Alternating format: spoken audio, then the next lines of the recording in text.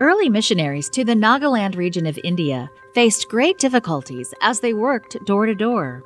One day, 3 literature evangelists visited a home, and the owner got so upset that she called the police.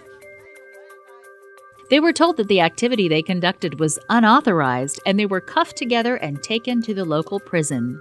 At that time, there was a lot of animosity against Adventist believers in this region. As the missionaries waited outside the police station, the lock on their chain simply fell open. Surprised, the missionaries asked the guard to close the lock again, but the guard became fearful, and he let them go free. Later, the government policies loosened, and a piece of land was deeded to the Seventh-day Adventist Church. Unfortunately, this land was situated in the worst location, so early pioneer Adventists in Nagaland had to work hard and pray a lot. Despite the challenges, today there is a beautiful congregation and a school on this very property. There are many children in the largest city of Nagaland, Dimapur. Among other challenges, they often lack the opportunity for a formal education. Some children are privileged to study, while others will never have a chance to go to school. One teacher at the Nagaland Adventist School decided to invite an underprivileged girl to live with his family so that one more person could go to school. Although he lives in humble conditions, he and his daughters gladly share their small space. Each morning, Hanika starts the day with prayer and a devotional. Like Hanika, many students don't come from a Christian background, yet day by day, the school faculty demonstrates high moral standards and character development. They try to show how Christ can change their students' lives too. Okay, this is Nagaland Adventist School.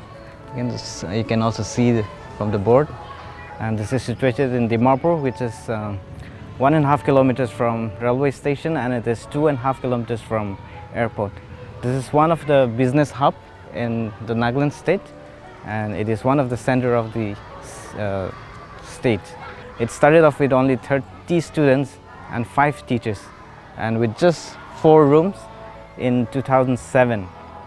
Gradually, we started building, and now we have 200 students. Out of 200 students, we have only 29 students are Seventh-day Adventist students, which means rest of the 70% of the students is all from other faith and non-Christians.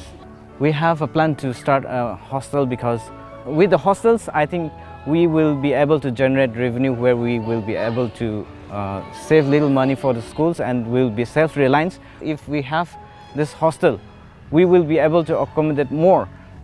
A hostel, or dormitory, will also provide more Adventist children the opportunity to study and live on this campus. There are many Adventist families scattered far enough away that it is difficult for their children to enroll here. Lastly, the income from this building will sponsor salaries for the teachers who work so hard here for minimal pay. This quarter, your 13th Sabbath offerings will build a dormitory in the Nagaland School, as well as a training center in Ibrahimpatnam, another girls' hostel in Chennai, 14 classrooms in Kerala, and 14 classrooms in Maharashtra.